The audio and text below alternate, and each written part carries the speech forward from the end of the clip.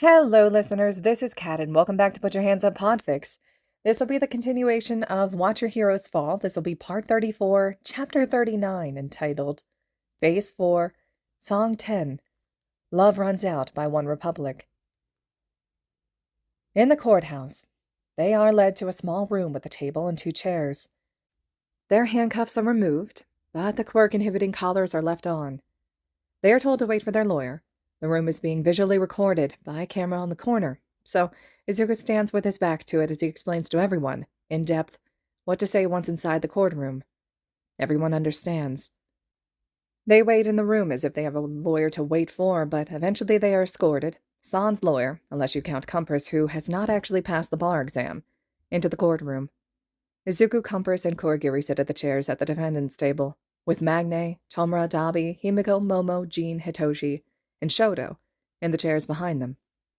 Across from them, 3 government attorneys sit at the prosecutor's table, with grim expressions and pitying smiles for the League. Behind the bar, separating them from civilians, the dozens of seats are packed full with onlookers, several with smartphones live streaming, and the back of the room has news cameras watching every angle. Midoriya Izuku is right behind the bar, and has been waiting for hours with Bakugo Mitsuki and Bakugo Masaru.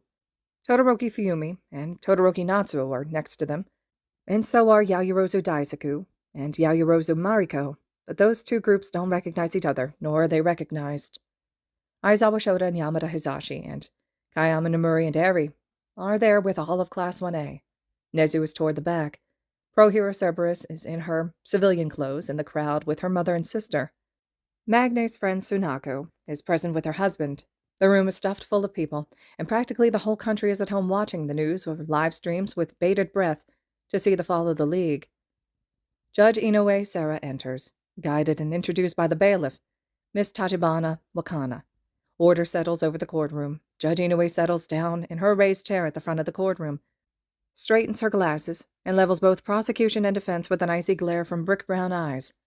She clears her throat, looks down again, her brow furrowed. "Does the defense have a lawyer?" she asks. Izuku stands.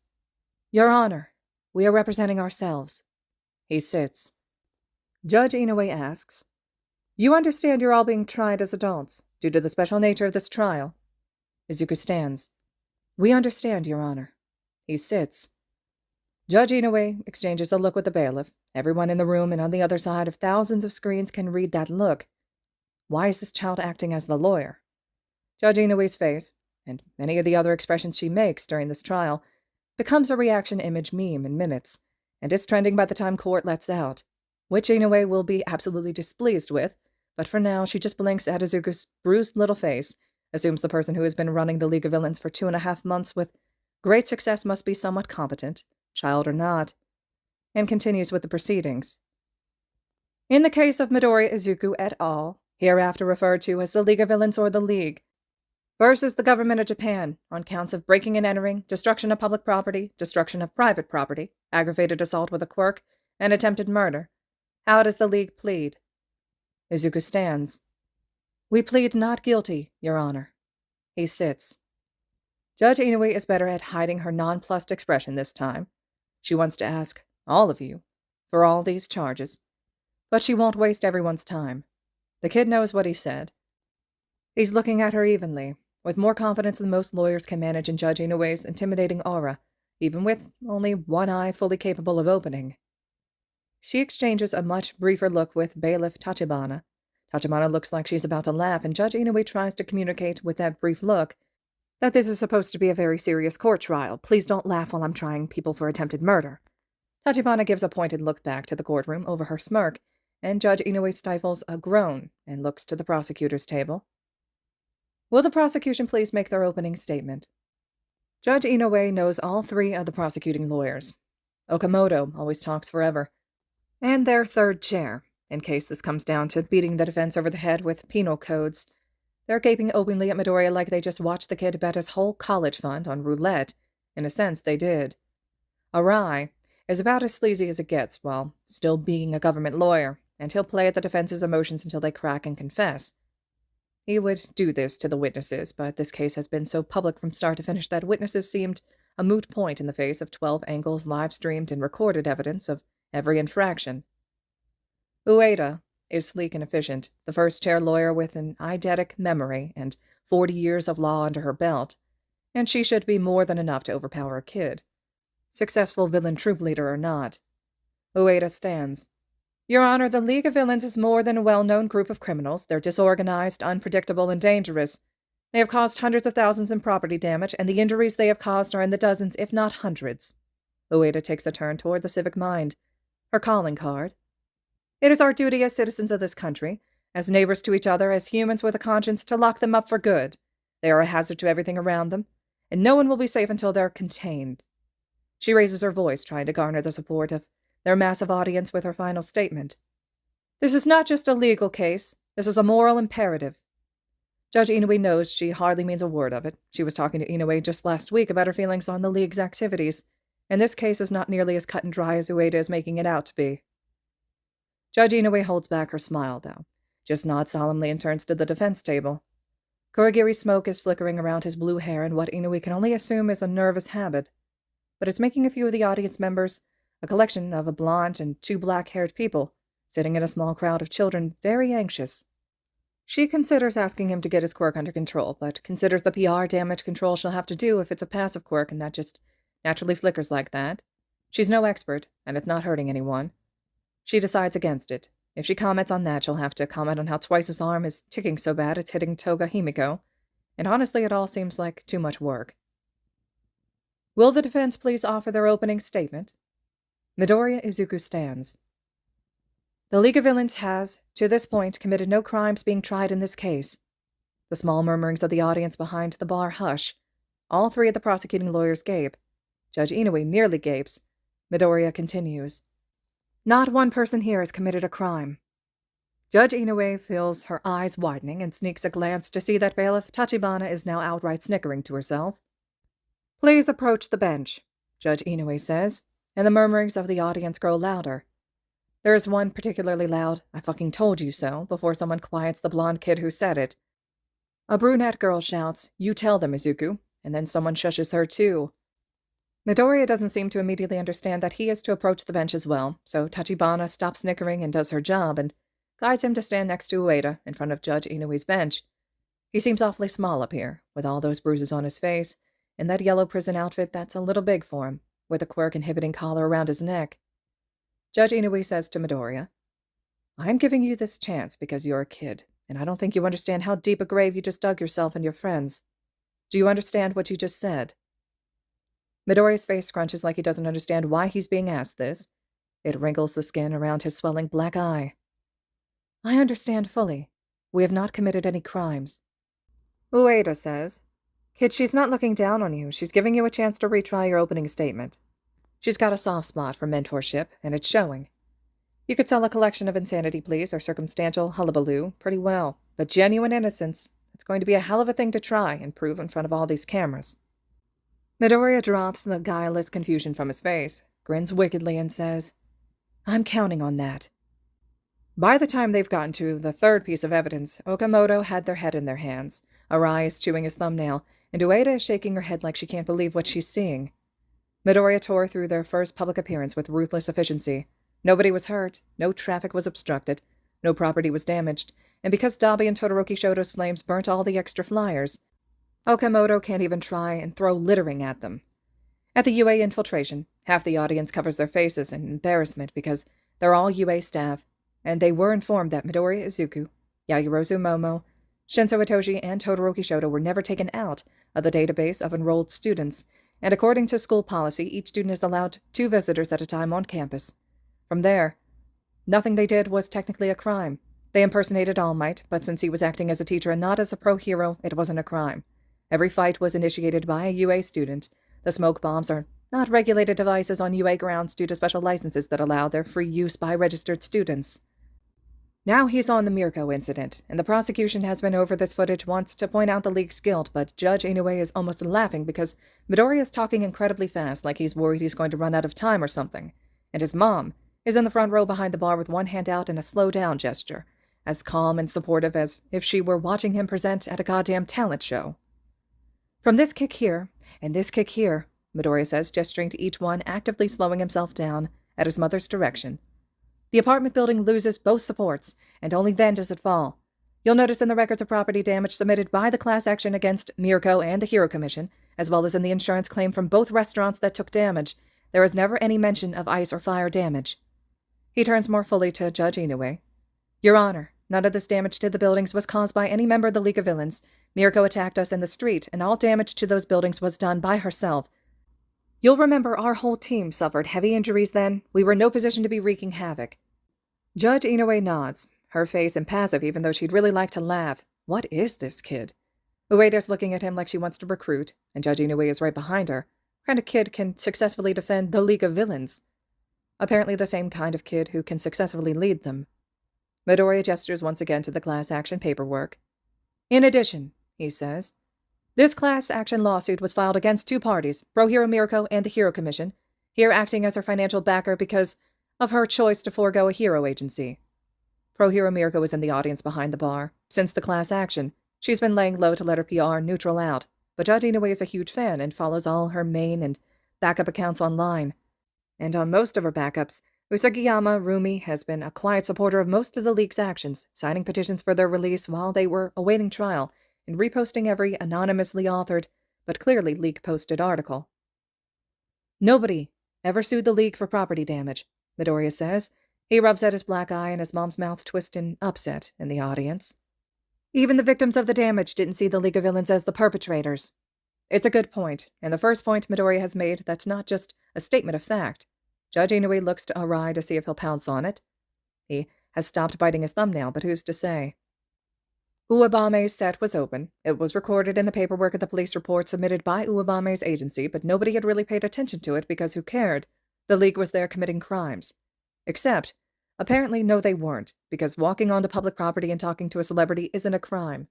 Judge Inoue is having such a hard time not laughing at all this. And then the Bakugo Katsuki incident, which hardly even needs going over, so Midoriya keeps it short. Bakugo attacked first when Midoriya raised a white flag. Doesn't get more black and white than that. Finally, Arai stands. Your Honor, permission to call defendants to the stand. Judge Inoue sees where this is going. She regrets her answer. Permission given. Because she'd really been having a lot of fun watching Midoriya decimate the opposition with a combined experience quadrupling his entire age. She doesn't have a good reason to tell Arai no. The prosecution calls Midoriya Izuku to the stand. Midoriya does not seem surprised by this. He stands, walks to the witness's chair, and sits. Arai says, Is it true that you left UA to join the League of Villains? Yes. What an opportunity you had at UA, Arai says, smiling. Why would you leave all that behind to hang around with the League? Compress shoots up, with the tiny bit of courtroom etiquette he remembers from his brief stint in law school, and says, very calmly, not at all worried, Objection. Relevance. Behind him, Midoriya Inko smiles a soft little smile. Judge Inoue nods to Compress, wondering privately why the man who knows how to correctly use an objection isn't acting as the League's main lawyer, and says, Sustained. Mr. Arai, please use a different line of questioning. Arai nods, turning back to Midoriya. He's good at those minute changes in body language that make people curl their toes in anxiety. Judge Inoue has no idea how he does it, but she's watched embezzlers from multi-million yen schemes with rock-solid alibis fold like cheap paper when he turns his shoulders just so. It's not his quirk. His quirk warms his hands like hot plates. It's just something about him, and it's making Midoriya rub at his black eye again, nervous. Then, Midoriya, let me rephrase. Why would you, as a hero student, choose to defend the League of Villains in court today, and insist not just on their lack of guilt, but on their innocence? Midoriya's face screws up, brows furrowing, Bruce solidly keeping his one eye shut but the other eye childishly wide when he replies, I don't understand the question. The League has been infamous. Since long before you joined them, they attacked you and your friends. They tried to kill you. Objection. Compress tries again, voice tight. Speculation. Judge Inoue hates to do it, but she knows she is objectively right when she says, Overruled. Compress sits back down, posture failing him. Arai blinks at Compress, gets a nod to continue from Judge Inoue, and says again, They tried to kill you, but here you are, defending their innocence. Why? Midoriya whispers something, but it's too quiet to make it past the edge of the witness's chair. Judge Inoue requests that he speaks clearly.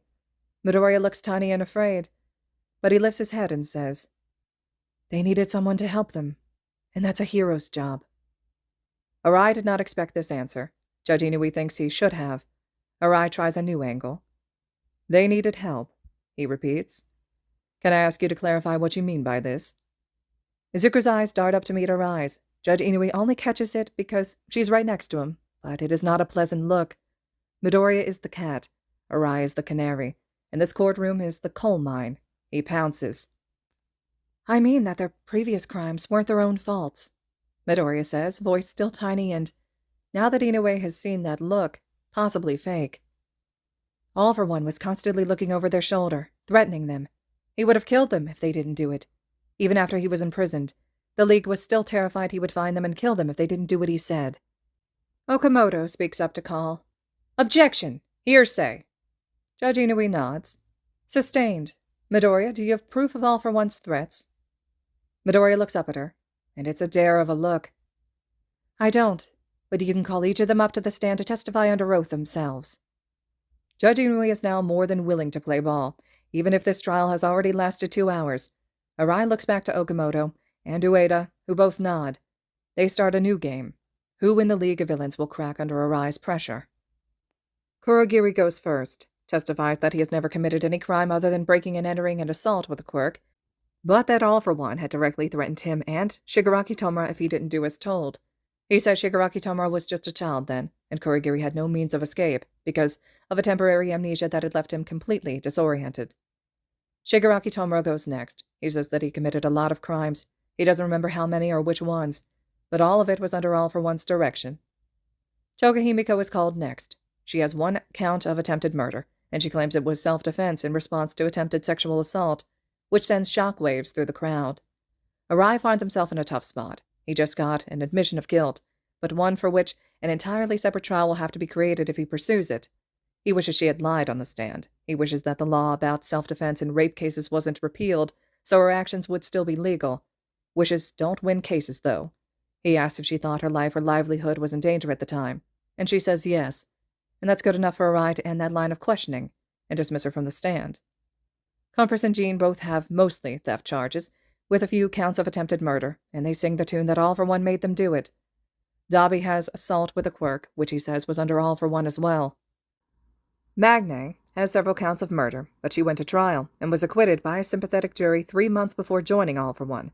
Any subsequent assault charges were under All for One's direction. Arai wishes he could do double jeopardy, because those first few murders would allow him to make a great turnaround on this case. As it is, he smiles tightly, dismisses Magne, nods to Judge Inoue, and takes his seat at the prosecutor's table. He knows when he's beat. The closing arguments hardly matter. They're on the same soup as the opening arguments, just at the end to refresh the judge and audience's memory after 3.5 hours of arguments, counter-arguments, witness examinations and cross-examinations, objections, and all the trappings of the legal system. Judge Inoue offers a half-hour recess for lunch and says she will have the rendition of judgment after that. Bailiff Tachibana Wakana has no real interest in keeping the League as isolated as the rules of the courthouse dictate. Why is it her business if they say hi to their friends? They might be about to go to prison for a decade or 6. Why not let them say hi to their parents? Still, she really doesn't expect Kurogiri to have any friends, yet here 3 of them come, tripping over themselves and the crowd trying to leave for lunch. Oboro! The woman shouts. 2 men are right there with her. All 3 of them look like they might cry. Tachibana pulls out her phone and pretends to have some urgent text to respond to. Oboro! Shota cries. Hisashi is right with him, and Amuri too. Kurogiri stops, turns to them. The fog drops from his face. He's smiling. He's crying. Hi, guys, he says. Did you miss me? Miss you? Namuri shouts. Miss you? Oboro, you've been dead for 14 years. Not dead, Kurogiri says. Just trapped in psychosis. Hisashi laughs loud even though he's crying too. Dying of head trauma does that to you. Shota throws himself over the railing at the bar and hugs Kurogiri, while Tachibana pretends not to notice, tuning out their conversation entirely. Why didn't you ever come back? He asks. Jean steps in here and says, Calm down, Eraserhead. He only found out he used to be someone else like last week. He fainted, Himiko adds.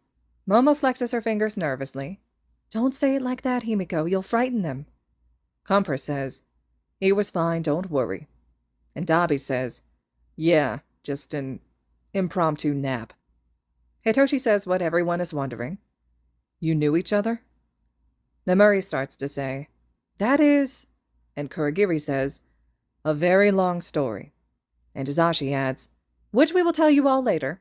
And Shota finishes, when you were not on trial for literal murder. And Midori Inko pushes her way through the three of them to lean over the bar and hug her son. You did great, Izu-kun. You know, if you ever retire from being a hero, you would make just the best lawyer. She doesn't mention the quirk-inhibiting collar, just like she doesn't mention that the Bakugos came with her, and are outside with their son and the rest of Class 1A. Fuyumi and Natsuo, waffling by the exit doors of the courtroom, debate coming over to hug Shoto, but Fuyumi decides on politeness, and so they both give a wave, and Natsuo shouts that they'll see him soon, and Fuyumi nods and smiles, and then they allow the current of people leaving to drag them out. Yayarozu, Mariko, and Daisaku did not know that their daughter was going to leave that Sunday nearly 3 months ago. They saw her off to the train station and watched her board, as every Sunday evening, and they walked home together. They could have called their driver Haru, but it was a nice evening to walk home with their hands entwined, and so they did. They talked of their investments, and if they should move a few shares around, and Daisaku said why bother, the market seemed stable, and Mariko said maybe move just a few things, citing some strange intuition.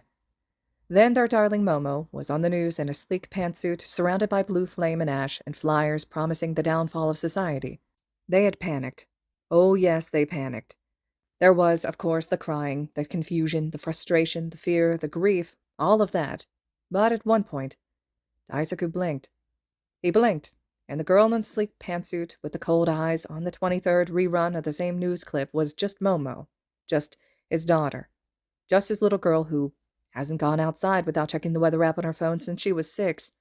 His little girl, who had recruiters and Mariko's colleagues and Daisaku's connections banging down her princess-themed bedroom door for years, and she just calmly told them one day that she wanted to be a hero. His little girl who hired herself a personal trainer and studied like crazy every day so she'd be ready for classes, even though one of Mariko's colleagues gave her a recommendation that allowed her to skip the entrance exam. Daisaku blinked, and he sighed in shaky relief, and Mariko looked at him like he was insane, and he said, Mari, it's Momo. And she had seemed incredulous still, and that was still the panic. And Daisaku knew that, because he was still feeling it, and he said, Dearest, which do you think is more likely? Momo losing her mind and becoming a villain within 24 hours, or Momo having a plan of some kind?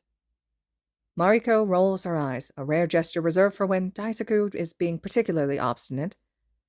Daisaku, our daughter, is working with the people who tried to kill her. What kind of plan could involve that? Daisaku had no answer for that.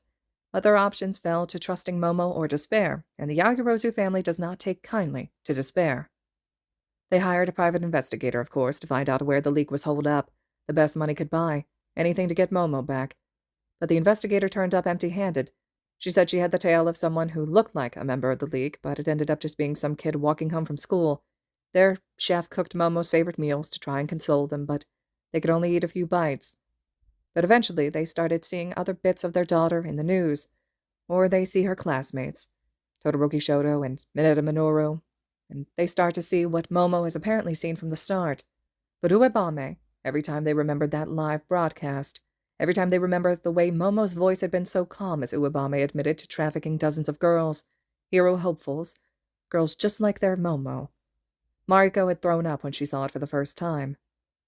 Abuse at home, abuse at school. Neither Yayarozu was under any kind of impression that Momo thinks they abuse her.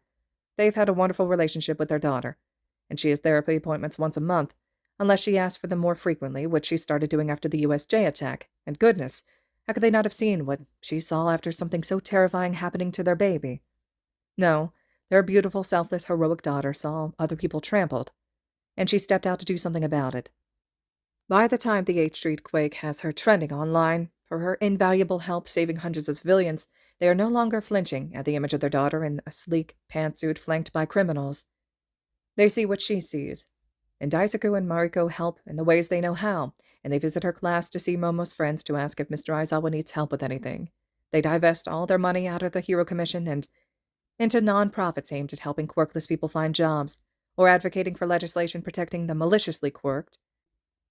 These organizations are small, and so shall their returns be, too, for the next several years, but the Yayarozus are buoyed by generational wealth that could carry them through 2 decades of bad investments without a hit, and this is all they can do, for now, to support Momo. That, and of course they go out looking themselves. They take their evening walks near riskier roads, fingers still woven together, still talking lightly about investments, about Momo, about how cute their maid's youngest children are in the pictures he showed them yesterday. And then a man has an arm covered in blades poised at Mariko's throat, and he's saying, "Wallets, jewelry, and your watch, big guy." And what can they do except what he says? Daisuke's fingers tremble on the clasp of his watch, and the man's arm presses closer to Mariko's throat, drawing a gasp from her. And Daisuke tries to hurry, but he can't get his hands to stop shaking. A metallic clatter erupts from an alleyway to their right, and the bladed man turns, and that's just enough time for someone impossibly short to hit the back of his skull with a pipe. It's a kid who drops the pipe and says, "You'll both vouch that was self-defense, right?" While he manhandles the bladed man in zip ties and curses when the blades nick his fingers and wrists. But they know that voice, not just from the television or social media clips, but from the times before Momo left, when they would visit her class, her dorms. They know this voice. "Midoriya?" Mariko whispers. The child stills, zip ties secure, sucking on a particularly deep cut on the side of his palm. He pulls his hood further over his face. "Who?" he asks. "No, I never forget a face," Mariko says. "You're Midoriya Izuku, Momo's classmate." Midoriya stands slowly. "I have a few other titles than that," he says, chuckling. Daisuke says, "That's the only title we care about." He means it, too. Both of them do. Midoriya just saved their life, not even knowing who they were. He saved civilians after an earthquake, and he unearthed everything that happened in Momo's internship, and he's living with Momo now. Midoriya is backing away, footsteps silent, but Daisuke sees it. "Wait! Midoriya, hang on!" He rifles through his pockets for the wallet he hadn't yet gotten to pull out for the mugger, and he pulls out all the bills and one of the cards. He shoves it into Midoriya's hands before he can run. "Here," Daisuke says. "The pin is 0923. Mariko says, "Take care of Momo for us, please." Then she looks down at the bladed man who is regaining consciousness and says, "I'll call the police to collect him. You head back. Tell Momo we're waiting for her at home, whenever she's finished." And then, unbeknownst to the Yaoyorozus, Izuku walked back towards the bar and saved Eri on the way. Now in the courtroom before the League of Villains, including her daughter, as everyone is led away for lunch, they press forward through the crowd. "Darling!" Yayarozu Mariko croons, holding Momo's face in both hands. Yayarozu Daisuke frowns in a fatherly, worried way at the quirk-inhibiting collar around Momo's neck. "You're not hurt, are you?" he asks. "The League has been treating you well." Momo seems floored, rooted to the spot. "You're not mad at me?" Her eyes are watering. Himiko clings to her arm, trying to comfort, and both parents see it and their hearts swell at how loved Momo is, even amongst people like this, who the world misunderstood and cast out. "Oh, dear one." Mariko's forehead wrinkles with emotion as much as the Botox will allow. She takes Momo's hands. "We were worried." "And upset at first," Daisuke interjects gently. "At first," Mariko agrees. "But we know you're smart enough to know the right thing to do, and strong enough to do nothing else." Momo's tears bubble over, and she falls into her mother's arms, and her father joins the hug too, and she's crying. "I thought you would hate me," she sobs. "I was so scared. I was so scared." Her parents cling back, holding their daughter for the 3 months where they couldn't. They'll ask her about it later, those 3 months, what she did and how she lived, but for now Momo needs comfort, and Mariko and Daisuke need some too. "Shh, darling," Mariko croons. "How could we hate our daughter?" After lunch, spent locked in a boardroom with sandwiches donated by a sandwich shop owned by a quirkless man who sent a note of thanks for everything, court resumes. Judge Inoue quiets the courtroom and wastes no time. After deliberating on the evidence and arguments presented today, the judgment is perfectly clear. This courtroom sees villains day in and day out. They look like all sorts of things, and they commit heinous acts the likes of which can never be understood fully by those of us in sound mind and body. She looks over the audience, over the prosecutors who have easily guessed her verdict, over the anxious defense table. "In light of all of this, and in my right and power as the judge of this trial, I hereby determine Atsuhiro Compress Seiko, Bubikawara twice Jean, Dabi, Hikishi Magne, Kurogiri, Midoriya Izuku, Shigaraki Tomura, Shinsou Hitoshi, Todoroki Shoto, Toga Himiko, and Yaoyorozu Momo, not guilty on charges of breaking and entering, not guilty on charges of destruction of public property, not guilty on charges of destruction of private property, not guilty on charges of aggravated assault with a quirk, and not guilty on charges of attempted murder. A sharp gaze catches hers from the back of the room, and she clears her throat to keep the crowd quiet before she continues. I find the accused guilty on charges of public disturbance and sentence them to 700 hours of community service. The sharp gaze turns to a soft smile, and Judge Inui feels the tight grip of Nezu's metaphoric paws loosen around her neck. She smiles. This court is now adjourned. Bailiff, please remove the quirk-inhibiting collars. These people are free to go. All right, listeners, this concludes Chapter 39 of Watch Your Heroes Fall. This is one of my favorite chapters. I absolutely love the court scene chapter. I think the author did an amazing job with writing this out, and it's so well done. I'm eager to hear your thoughts and reactions to it as well. Chapter 40 will be up next. We're so close to the end of this fic, just a few more chapters to go. And as always, thank you so much for listening.